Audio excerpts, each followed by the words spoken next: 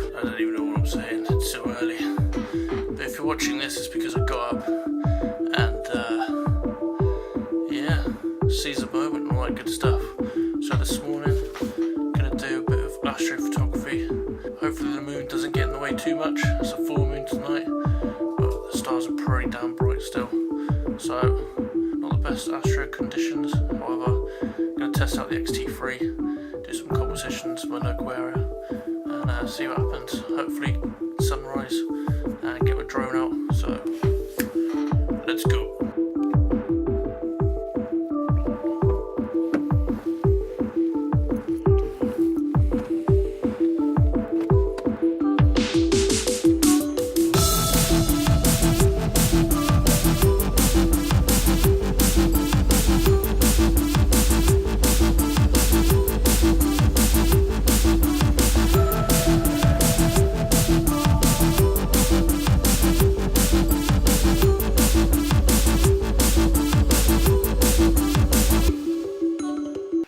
Hey everybody, so made it here.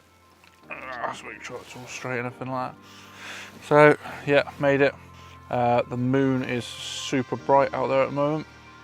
Gonna see what it's like when we get out there for the stars and that. But plan B, which is probably what I'm gonna do, is set up a second camera. I've got my Nikon D5 300mm and do a long focal length moon shot, basically. Try and find some nice foreground in the distance anyway, because it's a long lens, and then try and put the moon behind it. So yeah, I'll talk you through that once we get there. So let's go. So yeah, we come down these spots quite a bit with the dogs during the day and the kids, but I haven't been out with the Fuji yet for astro. As I said, it's not ideal conditions for astro because of the moon, but I just call it night photography, as obviously it's things to consider when you're doing anything at night. Ideally you'd need a fast lens, so one that shoots a low aperture, i.e. 1.4, 1.8, 2.8.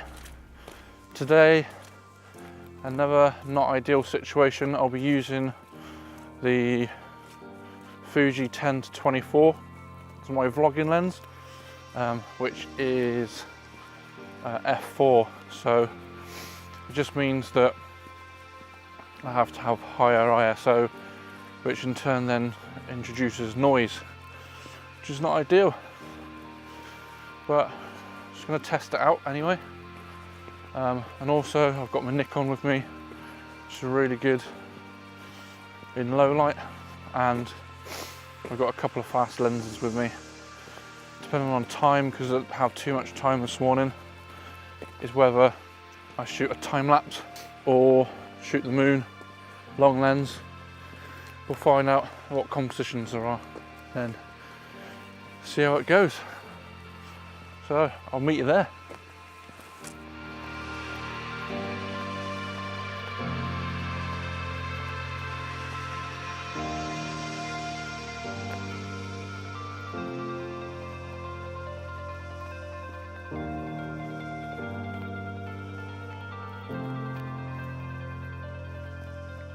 Hello, good morning.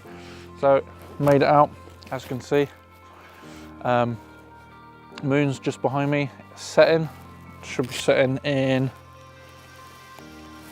an hour. It's 5:45 now. Got D5 behind me on time lapse. That's good to go. Let me know what you think in the comments below. So moon's behind me, as suspected anyway. It's drowning out majority of the stars that way, so I'm going to use that for this topic of not necessarily astrophotography, because that goes way into like deep space and stuff like that, but nighttime photography, and obviously taking pictures of stars, things to look out for, all that good stuff. So behind me, that you can't see at the moment with this videoing, there's a large tree. I'm going to use that as my main point of interest, shall we say. Okay, things to consider then for night photography. Need a tripod. Okay, you're going to be doing long exposures anything from 15 to 30 seconds, if not more, if your camera allows it, depending on the situation. You need to have a tripod to keep your camera steady so you don't get any motion blur within your images. You need a lens that will shoot wide open, so 1.4, 1.8, 2.8. Okay, that's an ideal situation. The lens I'm using at the moment is the Fuji 10-24, my vlogging lens, which is f4, so it's not ideal. I'm shooting behind me with a D5, that's the 14-24 2.8, so that's pretty good. I'm looking to get a 12mm Samyang or Rokinon, depending on where you are.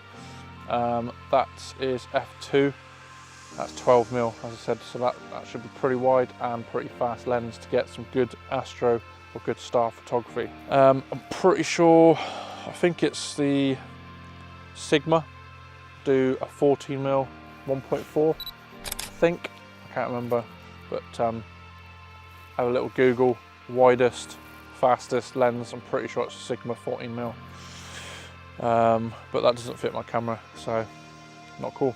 Okay, you could consider having a cable release so that you don't disturb the camera. Massive thing with stars, obviously you don't want to get the blurriness within the stars, but with my Fuji, I just put it on like a 2-second timer. Depending on how steady the ground is, you want to make sure that the camera is steady as it can be before the shutter opens. So we've got tripod, fast lens, and cable release. They are, I'd say, basics. Okay, we're not going to go massively into star trackers. Okay, star tracker is you put it onto your tripod, you align it. Here in the northern hemisphere anyway, you align it with the North Star, set the timer, all that good stuff, and it will follow and track the stars so that you can get epic Milky Way shots, for example. It will track it anything from 3 minutes to 10 minutes, okay, to try and get a good long exposure and so that the stars don't blur. Okay, speaking of stars blurring then, how do we know if the stars are going to blur or not within the image? So there's a couple of ways you could do this. Quick, fast way, if you're not very good at maths, is literally take a picture and test to see whether the stars are blurring. Obviously that's common sense, okay, but there's also a mathematical equation that you can do called the 500 rule, okay? What the 500 rule is you take your focal length, so for example 16mm, divide 500 by 16mm, and you get the seconds that you need to shoot without the stars being blurry. So if I work that out, I'm pretty sure it's like 25 seconds or something like that, but I'll work it out anyway. So we've got 500 divided by 16 equals, don't know if you can see it there, 31.25 seconds, so 30 seconds. Ideally, I would do probably 5 seconds less, just to make sure that your stars aren't going to blur. Good top tip also to make sure that you're on point and your stars aren't going to be blurry through camera movement and they're not going to be blurry because they're out of focus is stick your camera on live view if you can. Try and find the brightest star within that live view and then you zoom into it. Adjust your focus point until it's as sharp or as small on the live view as you can, as it can be. Most people will say infinity, but usually when you put it on infinity, it's quite blurry, so you need to be infinity and then wind it back a little bit. You'll notice on the live view. Take a couple of test shots, make sure that they're sharp, and then you're good to go. If you want to consider foreground, if you're doing star shots, you're going to get a very dark foreground and the stars exposed. So a couple of ways you could do this. You could bracket, so you take pictures of the stars, make sure they're all how you want them to be, clear, crisp, well exposed, and then take an exposure of the foreground subject, expose for that correctly in post-production. You basically composite your foreground and your stars onto the same picture. Okay, a couple of top tips for your camera gear then. Bring lens cloth, ideally hand warmers, spare batteries, and a torch. Another top tip, okay, that you might not think about is I've got some glow-in-the-dark tape. Okay, I'll put the glow-in-the-dark tape onto my tripod, and if I need to leave the tripod, for example, or the camera, I shine my torch onto the tripod. It will glow up the glow-in-the-dark tape, and you can go back. If I wanted to use myself as a subject, you could go back, take a picture of myself, come back, and I know where the tripod is, so that you're not tripping up on it on the way back. So that's a good top tip. So that's tape. So batteries, make sure you take plenty of spare batteries. If you're going to do a time lapse like I'm at the moment behind us, batteries absolutely rinse in the cold, obviously, which then brings you onto hand warmers. Not necessarily for yourself, but you can have hand warmers and stick them around your lens. It's not too cold at the moment. It's probably about 4 degrees. It's not too bad. And you can put hand warmers on top of your lens, and then you cover your lens with like a microfiber towel, for example, and it stops the internals of your lens freezing and fogging up during time lapse or when you're out and about taking the pictures. Settings then. Depending on the 500 rule, depends on obviously how long your exposure is going to be. Rule of thumb though, when I do it personally, because I shoot wide at like 16mm, I shoot about 25 seconds.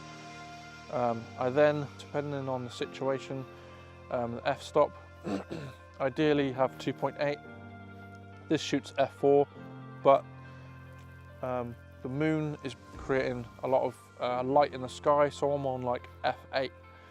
Advantages of shooting f8 today is the moon is creating ambient light onto the foreground behind me, and f8 is keeping the foreground sharp. ISO them, ideally you want low ISO as possible, so it's about 1600 ISO, 3200, depending on A, the camera system, and B, the conditions of the night. When you're out literally in the sticks, in the middle of nowhere, you can play around and ramp your ISO up to try and get as much information from the stars as you can. Okay, there's a guy I follow called Alyn Wallace, Welsh guy, absolute outstanding astrophotographer. If you need any more in-depth tips, I'm going to link his channel in the description below. Absolutely insane. Make sure you follow him on Instagram, and he's got a YouTube channel as well.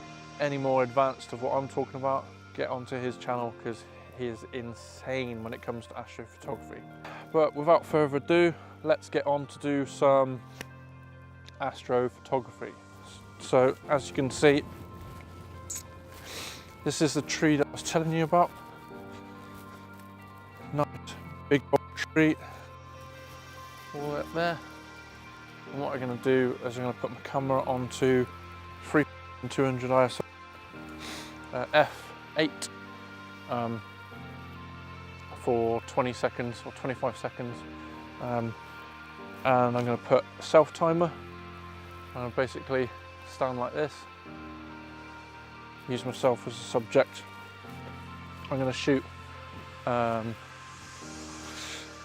portrait orientation because I'm shooting for Instagram, and yeah, let's see how that goes.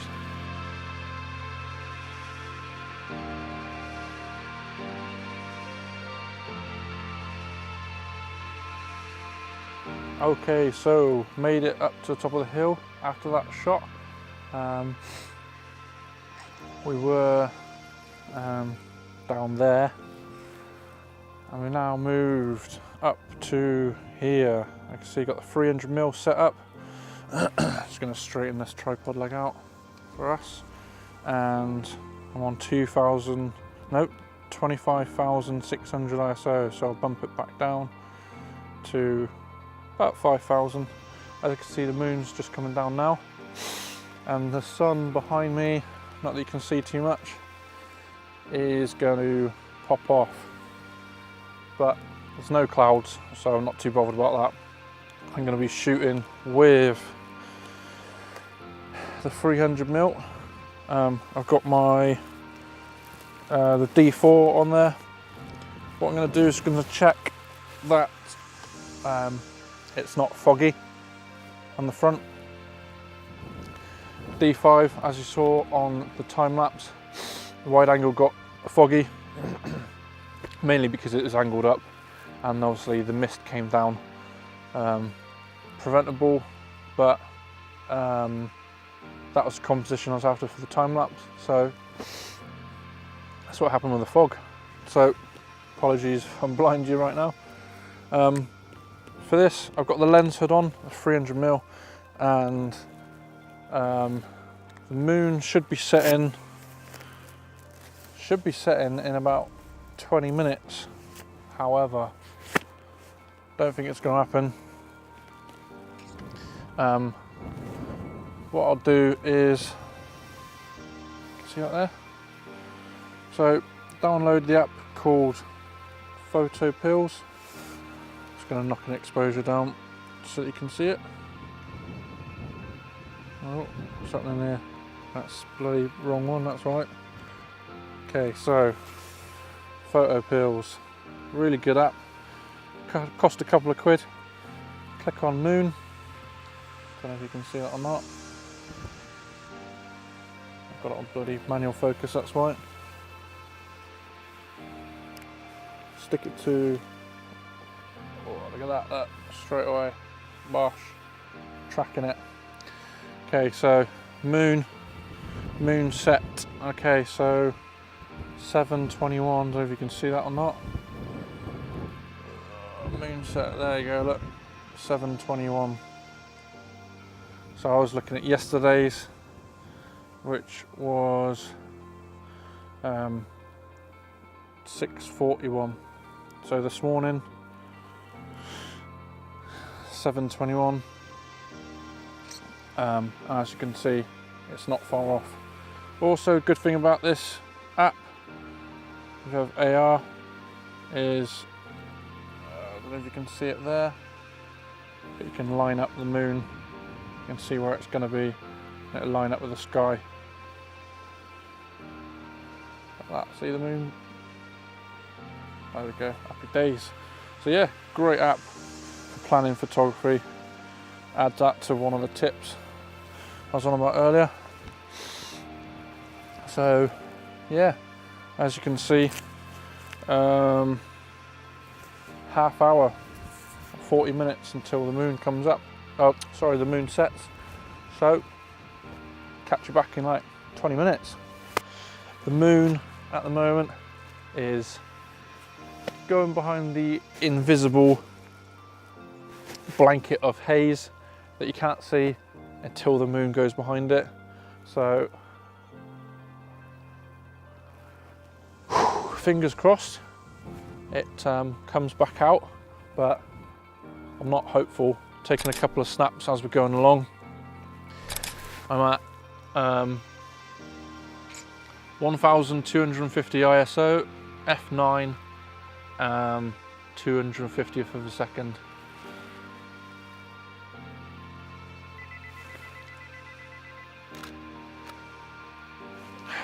Getting there-ish. Got a bit of colour in the sky. I don't think Fuji's going to pick this up. Oh yeah, it's kind of picking it up. The shadow goes all the way along. You can kind of see it here as we go along, all the way along there. I believe it's called the Orion's Belt. It's basically before the sun comes up, or as it comes up, you can see the Earth's shadow before the actual light pops up, which is pretty cool. Not as cool as this moon that's just disappearing behind the haze as we speak. Not cool at all.